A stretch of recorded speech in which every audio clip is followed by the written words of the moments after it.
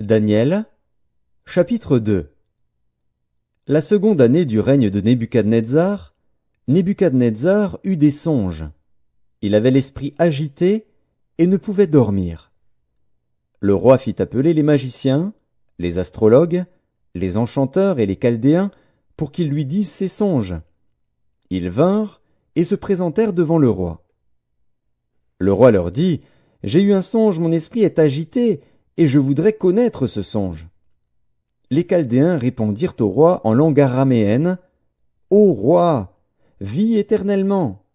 Dis le songe à tes serviteurs, et nous en donnerons l'explication. » Le roi reprit la parole et dit aux Chaldéens, « La chose m'a échappé.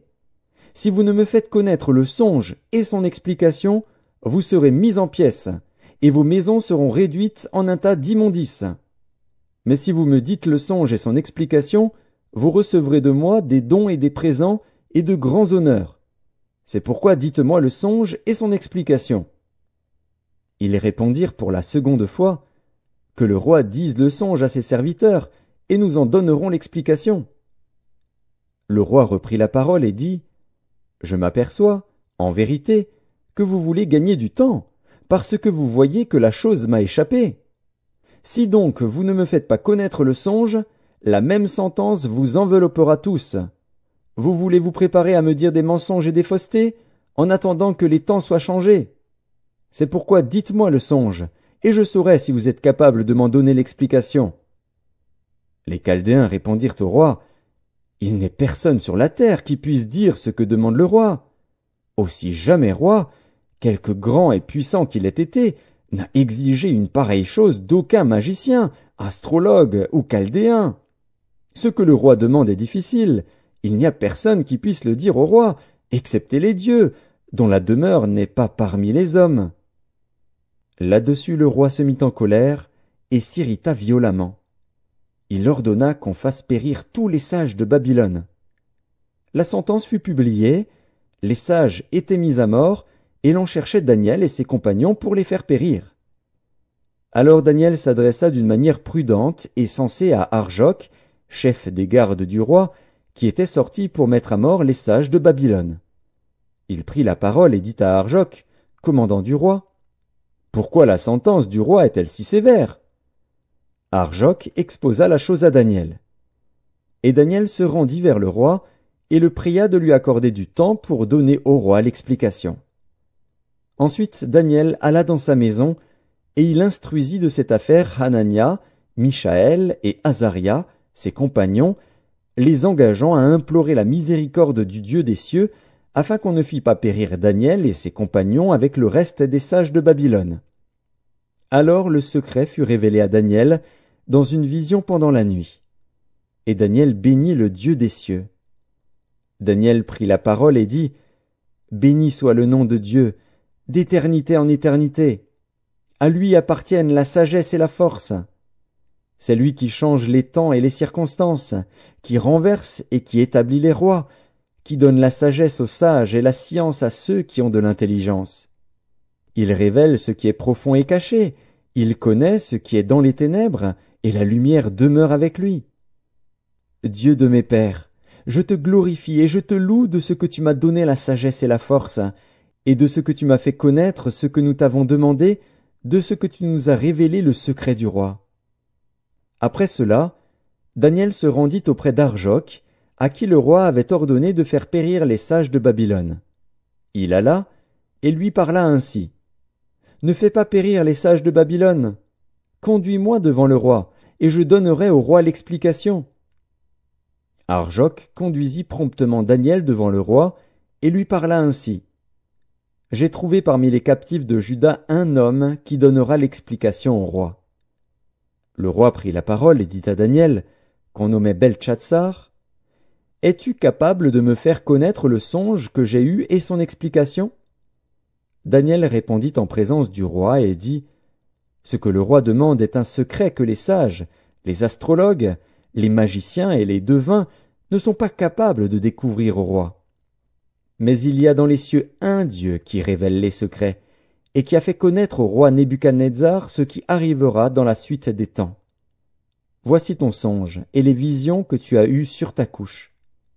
Sur ta couche, ô roi, il t'est monté des pensées touchant ce qui sera après ce temps-ci, et celui qui révèle les secrets t'a fait connaître ce qui arrivera. Si ce secret m'a été révélé, ce n'est point qu'il y ait en moi une sagesse supérieure à celle de tous les vivants, mais c'est afin que l'explication soit donnée au roi et que tu connaisses les pensées de ton cœur. Ô roi, tu regardais, et tu voyais une grande statue. Cette statue était immense, et d'une splendeur extraordinaire. Elle était debout devant toi, et son aspect était terrible. La tête de cette statue était d'or pur. Sa poitrine et ses bras étaient d'argent. Son ventre et ses cuisses étaient d'airain. Ses jambes, de fer. Ses pieds, en partie de fer et en partie d'argile. Tu regardais, lorsqu'une pierre se détacha sans le secours d'aucune main, frappa les pieds de fer et d'argile de la statue et les mit en pièces. Alors le fer, l'argile, l'airain, l'argent et l'or furent brisés ensemble et devinrent comme la balle qui s'échappe du nerf en été. Le vent les emporta et nulle trace n'en fut retrouvée. Mais la pierre qui avait frappé la statue devint une grande montagne et remplit toute la terre. Voilà le songe. Nous en donnerons l'explication devant le roi. Ô roi, tu es le roi des rois, car le Dieu des cieux t'a donné l'empire, la puissance, la force et la gloire. Il a remis entre tes mains, en quelque lieu qu'ils habitent, les enfants des hommes, les bêtes des champs et les oiseaux du ciel, et il t'a fait dominer sur eux tous. C'est toi qui es la tête d'or. Après toi, il s'élèvera un autre royaume, moindre que le tien, puis un troisième royaume, qui sera d'airain, et qui dominera sur toute la terre. Il y aura un quatrième royaume, fort comme du fer.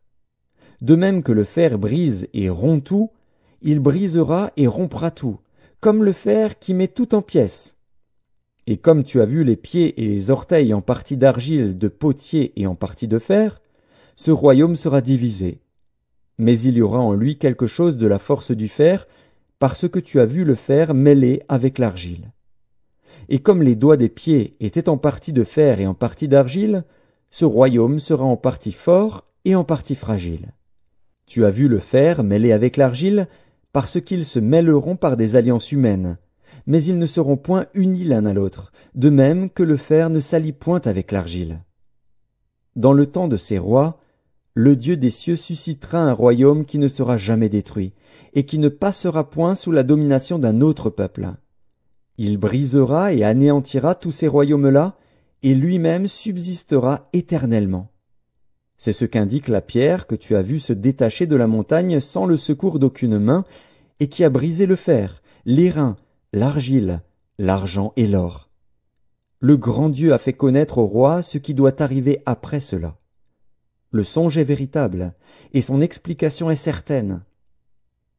Alors le roi Nebuchadnezzar tomba sur sa face, et se prosterna devant Daniel, et il ordonna qu'on lui offrît des sacrifices et des parfums.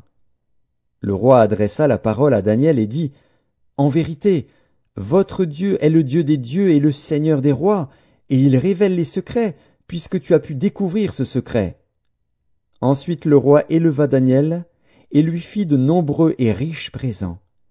Il lui donna le commandement de toute la province de Babylone, et l'établit chef suprême de tous les sages de Babylone. Daniel pria le roi de remettre l'intendance de la province de Babylone à Shadrach, Meshach et Abed-Négo. Et Daniel était à la cour du roi.